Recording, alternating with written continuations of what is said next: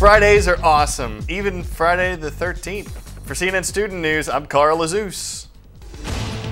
First up, Bernard Madoff is behind bars after pleading guilty in one of the biggest scams in the history of Wall Street. I always knew this day would come. That is what Madoff said in court yesterday when he confessed to running a Ponzi scheme. That's when the money from new investments is used to pay off earlier investors. Now, this one ran for decades and scammed thousands of people out of billions of dollars. Madoff has confessed, but there are still lots of questions unanswered. Was anyone else involved? Will the victims ever see their money again? Samantha Hayes has the latest on the situation. From Bernard Madoff in a Manhattan federal courtroom, 11 guilty pleas and words of remorse. The former NASDAQ chairman, whose Ponzi scheme bilked investors out of tens of billions of dollars, pleaded guilty to fraud, money laundering, perjury, and theft, among other counts. He told the court, "I cannot express how regretful I am for my crimes, but those who say they entrusted Madoff with their money say remorse is not enough." I don't have next month's rent. I don't know where I'm going to work. I don't have anything. He affected society as a whole. You don't have to be a Madoff investor to have been affected by this. Madoff, who had been allowed to remain at his Manhattan penthouse since his December arrest, was immediately sent to jail until his sentencing June 16th. Those who say they were swindled took it as a consolation. He should be in solitary, where he has absolutely no computer or telephone or cigars. Where he just has to be there all by himself. But without a trial, many victims wonder whether all the questions about Madoff's scheme can be answered. A lot of this information that people want to hear about, whether there were other members of his family involved, employees, where the money is offshore, much of that may not come to light, and I think it's important that that be established. Madoff faces up to 150 years behind bars. Reporting from Washington, I'm Samantha Hayes for CNN Student News. Catching up on a couple other headlines now, beginning with a close call in space. A piece of debris forced the crew of the International Space Station to seek shelter in its escape capsule yesterday. The object zoomed by the ISS at about 20,000 miles per hour, didn't hit anything. NASA sounded the all clear after 10 minutes. And remember this moment from a press conference in Baghdad a few months ago when an Iraqi journalist hurled his shoes at President George W. Bush. Well, that journalist will be spending 3 years in jail as punishment.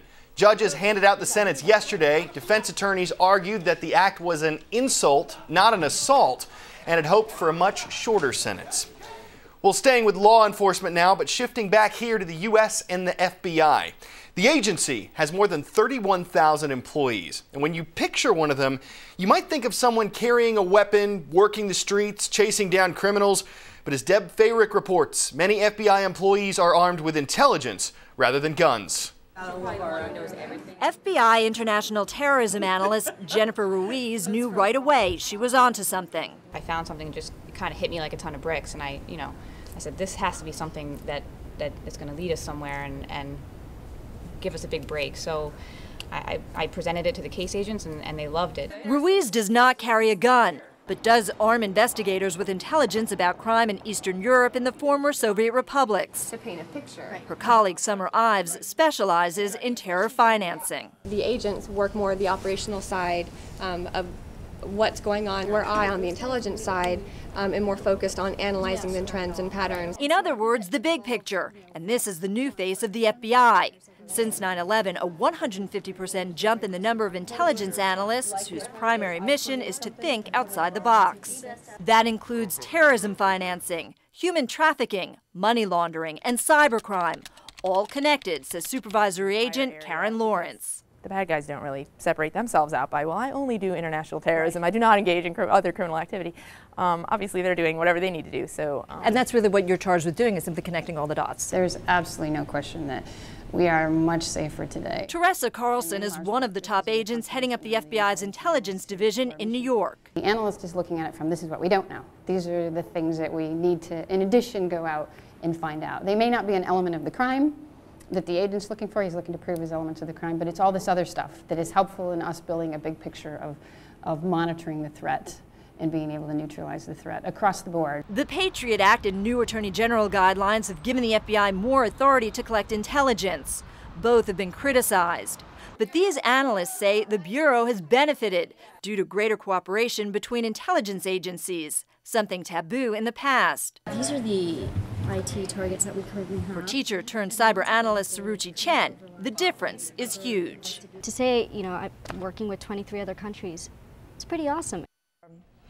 In the end, it all boils down to better communication. Not only do you have these intelligence analysts teaming up with investigators, but within the last few months, the FBI has added another layer of analysts who look at all cases everywhere in an attempt to make even more connections. All that information then goes back to executives at headquarters. Deborah Fayerick, CNN, New York. Today's shout out goes out to Miss Farrell's journalism classes at Cooper Middle School in McLean, Virginia. When did the WNBA tip off its first season? If you think you know it, shout it out. Was it 1987, 1992, 1997, or 2002? 3 seconds on the shot clock. Go!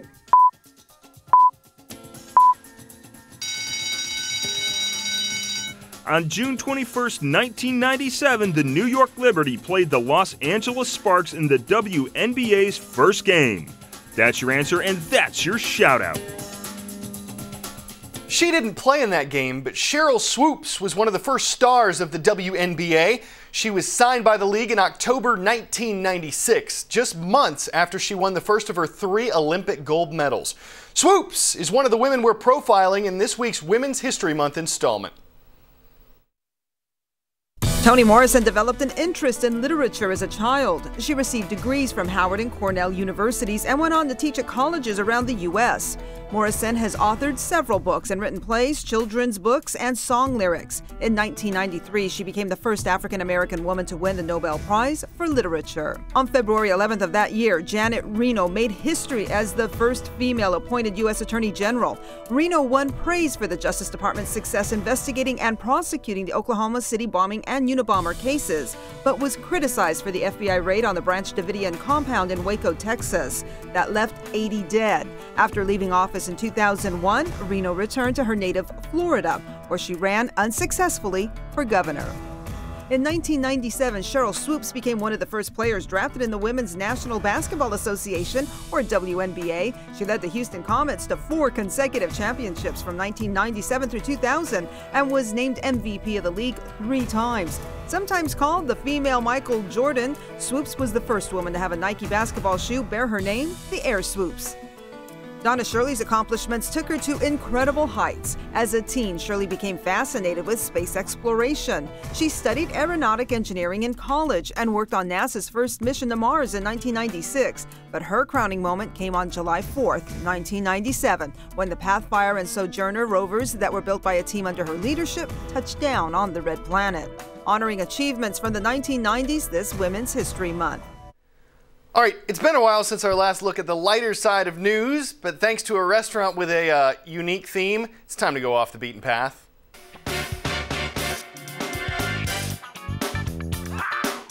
A lot of restaurants use gimmicks to goad you inside. This place has gone down the tubes. Modern Toilet isn't a bathroom, though it has all the fixtures. It's a place where you can relieve your urge to eat, assuming you still have it when your food is served in a bowl. That kind. A manager of the Taiwanese restaurant chain says it's supposed to shock and confuse the senses. Mission accomplished. Consider the seats. Consider the drinking receptacles. But the food? Well, customers say the aroma is appetizing, even if the presentation is in the can. Now here's a presentation of sheer endurance, or insanity. What looks like a few friendly folks floundering has a really cool twist. Notice the coats on the onlookers. Notice the crust on the water. That's ice, baby! These brave bathers aren't just raising their risk of hypothermia, they're raising funds for charity just by chillin'.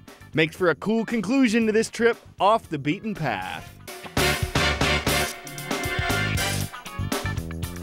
We would have told you more about that toilet-themed restaurant, but we didn't have time to flush out all the details. We do have a new video up on our Facebook page, though, so check it out. Have a great weekend.